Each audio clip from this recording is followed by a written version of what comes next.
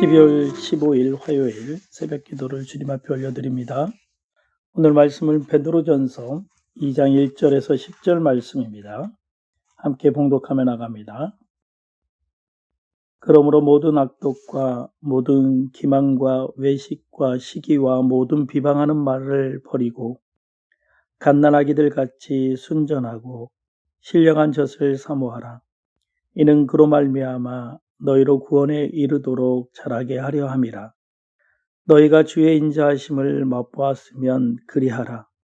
사람에게는 버림받았으나 하나님께는 택하심을 입은 보배로운 산돌이신 예수께 나아가 너희도 산돌같이 신령한 집으로 세워지고 예수 그리스도로 말미암아 하나님이 기뻐하게 받으실 신령한 제사를 드릴 거룩한 제사장이 될지니라. 성경에 기록되었으되 보라 내가 택한 보배로운 모퉁이 돌을 시온에 두노니 그를 믿는 자는 부끄러움을 당하지 아니하리라 하였으니 그러므로 믿는 너희에게는 보배이나 믿지 아니하는 자에게는 건축자들이 버린 그 돌이 모퉁이의 머릿돌이 되고 또한 부딪히는 돌과 걸려 넘어지게 하는 바위가 되었다 하였으니라. 그들이 말씀을 순종하지 아니하므로 넘어지나니 이는 그들을 이렇게 정하신 것이라. 그러나 너희는 택하신 족속이요 왕같은 제사장들이요 거룩한 나라요 그의 소유가 된 백성이니 이는 너희를 어두운 데서 불러내어 그의 기이한 빛에 들어가게 하신 이의 아름다운 덕을 선포하게 하려 하심이라. 너희가 전에는 백성이 아니더니 이제는 하나님의 백성이요 전에는 긍휼을 얻지 못하였더니 이제는 긍휼을 얻는 자니라. 아멘. 오늘 우리에게 주신 말씀을 묵상하며 주님 앞에 나가기 원합니다. 다 같이 묵상하겠습니다.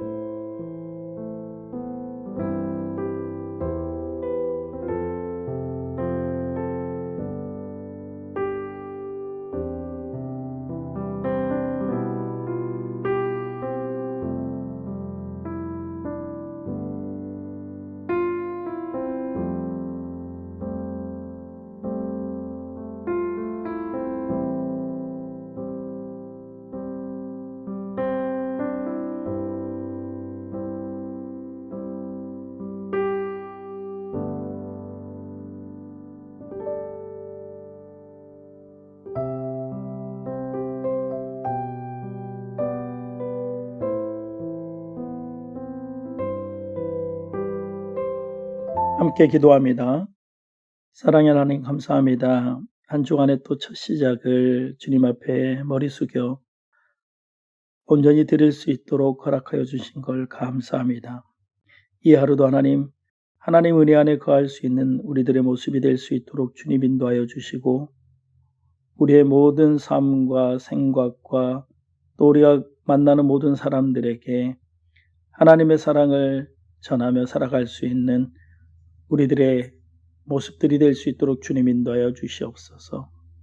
이 시간 하나님, 우리는 하나님이 세우신 제사장이며 거룩한 하나님의 백성임을 고백하는 시간 될 수 있도록 하나님 인도하여 주시고 우리를 구원해 주시고 이러한 귀한 신분을 허락하심을 기억하며 날마다 하나님을 찬양할 수 있는 저희들이 될 수 있도록 주님 인도하여 주시옵소서. 오늘 말씀을 듣고 이 하루를 살아가는데 저희들에게 큰 용기와 힘이 될 수 있도록 주님 허락하여 주시고 말씀대로 살겠다 고백하는 저희들의 마음이 될 수 있도록 주님 인도하여 주시옵소서. 감사드리며 예수님 이름으로 기도드리옵나이다. 아멘. 요즘 이 시대는 자기 권리는 큰 목소리로 주장하면서 그에 따른 의무에 대해서는 등하시하는 경우가 있습니다. 그러나 권리와 의무의 관계는 빛과 그림자와 같습니다. 직장에서도 주어진 의무를 다하면서 권리를 주장해야 하는 것입니다. 어떤 이들은 자신의 의무는 하지 않으면서 내가 받아야 할 권리만을 가지고 그걸 어떻게 해서든지 받아내려고만 하는 사람들이 있습니다. 그러나 권리와 의무는 우리의 실생활에서도 언제나 같이 가는 것이어야 합니다.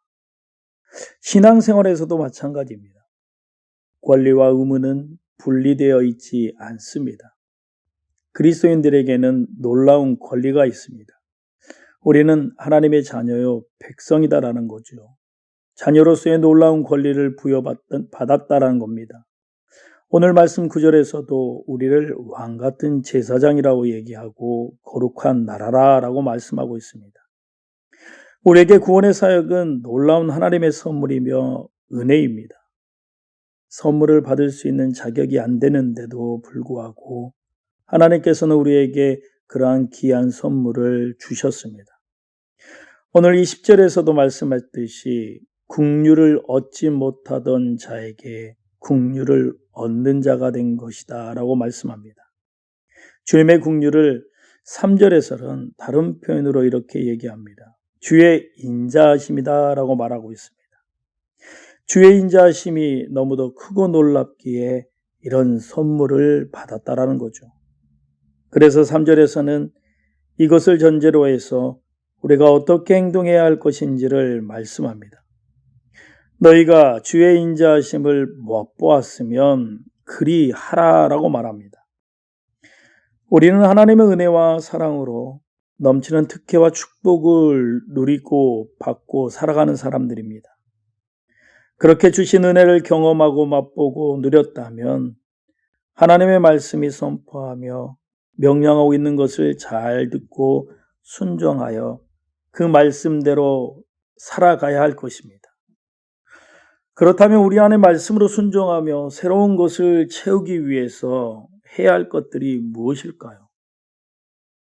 오늘 말씀에 보면 우리 안에 웅크리고 있는 하나님의 자녀답지 못한 요소들을 버려라라고 얘기를 하고 있습니다. 혹시 여러분 저장 강박증이라는 병을 아십니까? 전 세계 인구의 2에서 5%가량에서 발생하고 있다고 얘기들 합니다. 이들을 보면 버리지를 못합니다. 모으기만 한다라는 거죠.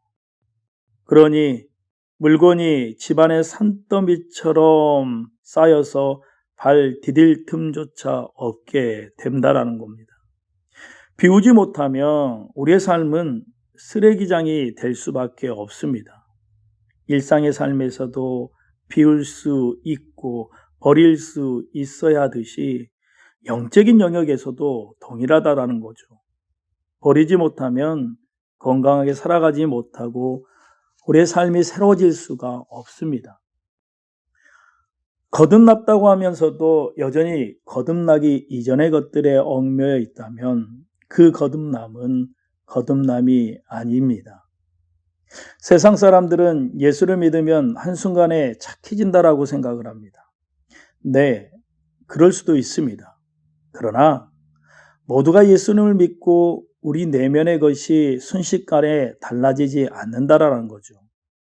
그것들이 없어진 것처럼 꼭꼭 숨어 있다가 우리의 연약함 속에서 갑자기 튀어나오기 때문입니다. 그러기에 믿음의 여정에서 우리는 변화되어야 할 영역이 드러나는 대로 과감하게 버릴 수 있어야 합니다. 그렇다면 무엇을 버려야 할까요? 오늘 이 말씀에 보면 1절에는 모든이라는 말을 쓰면서 버릴 품목들에 대해서 자세하게 말하고 있습니다. 오늘 1절을 봅니다. 그러므로 모든 악독과 모든 기망과 외식과 시기와 모든 비방하는 말을 버리라 라고 말하고 있습니다. 악독은 남을 헤아려는 무자비한 모든 악을 의미합니다.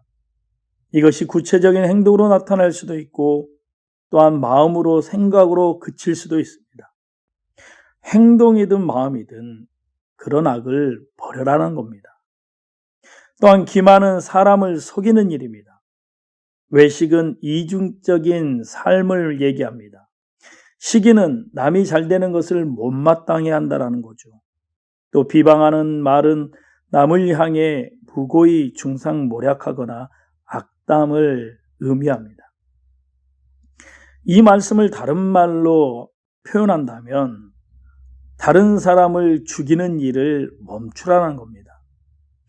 우리는 언어로, 행동으로, 판단으로 다른 많은 사람들을 죽이고 있습니다. 특히 요즘 코비드-19로 인해 강팍한 마음으로 이런 일들이 내 주변에서 많이 일어나고 있습니다. 쉽게 남을 비판합니다. 또한 인터넷상에서 댓글로 상처를 줍니다. 이건 다른 사람도 죽이는 것뿐만 아니라 자신도 죽이는 행동이다라는 거죠. 정말 우리가 마음을 비웠다면 이제는 그 자리에 새로운 것, 즉 영적인 것으로 채워져야 한다는 거죠. 그 채움이 무엇일까요? 바로 하나님의 말씀입니다. 베드로전서 2장 2절에는 갓난아기들 같이 순전하고 신령한 젖을 사모하라. 이는 그로 말미암아 너희로 구원에 이르도록 자라게 하려 함이라 라고 말씀합니다. 갓난아기들은 영적으로 거듭난 자에 대한 비유입니다. 마치 갓 태어난 아이가 엄마의 젖을 간절히 찾듯이 그리스도인들은 하나님의 말씀을 사모하고 또 사모해야 한다는 거죠. 여기서 순전하고 신령한이라는 말을 우리는 또 귀담아 들어야 합니다. 순전하고 신령한 하나님의 말씀으로 채울 때 거기서부터 성장하는 거라는 거죠. 그로 말미암아 너희로 구원에 이르도록 자라게 하려 함이라 라고 말씀하고 있습니다. 성장을 통해 하나님께서 목적하시는 것이 있습니다. 5절의 말씀에 보니 두 가지로 말하고 있는데 하나는 신령한 집이며 또한 둘째로는 거룩한 제사장이다 라고 말을 하고 있습니다. 하나님께서 우리를 부르심은 우리를 하나님의 처소로 삼기 위함입니다. 거룩하신 하나님과의 동행하라라는 거죠. 그와 함께 하나님의 이름에 합당한 영광을 돌리며 하나님이 기쁘시기에 받으실 신령한 예배를 드리는 예배자로 바로 서서 하나님 앞에 나아가라는 겁니다. 교회의 본분은 하나님을 향한 예배에 있습니다. 하나님이 기쁘시게 받으시는 예배는 로마서 12장 1절에 이렇게 말씀합니다. 그러므로 형제들아 내가 하나님의 모든 자비하심으로 너희를 권하노니 너희 몸을 하나님이 기뻐하시는 거룩한 산 제사로 드리라. 이는 너희가 드릴 영적 예배니라 라고 말씀합니다. 일반적인 예배 드림이 아닌 거룩한 삶으로 드려지는 예배, 삶이 제물로 드려지는 예배를 하나님께서 기뻐하신다라는 거죠. 삶에서 하나님을 향한 진정성이 드러나기 때문입니다. 문제는 혼자의 힘으로는 우리의 거룩함에서 이루어지는 성도의 진정한 삶을 살아갈 수 없다는 데 있습니다. 쉽게 세상의 유혹 앞에서 넘어지고 쓰러지기 때문입니다. 이를 위해 4절 하반절의 말씀은 이렇게 얘기합니다. 언제나 보배로운 산돌이신 예수께로 나가야 한다라고 말하고 있습니다. 이 모든 구원의 역사가 그리스도로 말미암아 이루어지기 때문입니다. 보배롭고 산돌이신 오늘도 살아계셔서 교회의 머릿돌이 되시는 예수님께로 나아감은 그분과의 동행이며 연합이다라는 거죠. 거룩함의 삶은 그리스도 안에서 성령 안에서만 가능하다라고 말할 수 있습니다. 이와 같은 영적인 모습 또 수준을 하나님이 계속해서 말씀하고 계시는 이유가 무엇이냐면 우리는 하나님의 새로운 백성이기 때문이고 택하신 자들이기 때문이고 또 왕같은 제사장이고 거룩한 나라이기 때문입니다. 우리에게 이처럼 놀랍고 새로운 정체성을 주셨습니다. 왜 주셨을까요? 그런 구절 말씀에 이렇게 얘기합니다. 이는 너희를 어두운 데서 불러내어 그의 기이한 빛에 들어가게 하신 이의 아름다운 덕을 선포하게 하려 함이라. 복음의 선포는 입으로 선포되는 것이 중요합니다. 그와 함께 우리의 삶을 통해 예수 그리스도가 선포되는 것이 더더욱 중요합니다. 이를 위해 우리를 택하신 족속으로 부르셨고 거룩한 나라로 왕같은 제사장으로 세우셨습니다. 이 모든 것이 놀라운 축복이고 은혜라는 거죠. 그래서 우리는 하나님의 부르심에 응답하여 놀라운 은혜를 맛보고 그 복을 누리고 살아가고 있습니다. 그러기에 그의 합당한 영적 수준을 위해 우리의 삶에서 거룩함을 훼손하고 있는 모든 악독, 모든 기만, 또 외식, 시기, 모든 비방하는 말을 버려야 합니다. 그렇게 자신을 비우고 순전하고 신령한 말씀으로 가득 채워야 하며 성령 충만해야 한다는 거죠. 날마다 살아계신 예수 그리스도에게 나아가며 그분과 동행하며 살아가는 우리들이 돼야 한다는 겁니다. 그리스도 안에서 우리의 삶이 하나님께서 기뻐하시는 거룩함으로 세워져 갈 때 세상은 우리가 아닌 우리와 함께 하시는 영광스러운 주님을 볼 것입니다. 오늘 이 하루도 이러한 역사가 우리의 삶 가운데 함께 하길 주님의 이름으로 소망합니다. 이 시간 함께 우리 기도하며 주님 앞에 나갑니다. 하나님은 우리를 당신의 백성으로 삼으시고 긍휼을 베푸셨습니다. 그리고 하나님의 그 귀한 은혜를 전하게 하시려고 우리를 부르셨습니다. 우리는 그 사명을 위해 살아가야 합니다. 오늘 말씀을 통해서 이러한 삶을 살아갈 수 있도록 함께 고백하며 나가기를 원합니다. 다 같이 기도하겠습니다.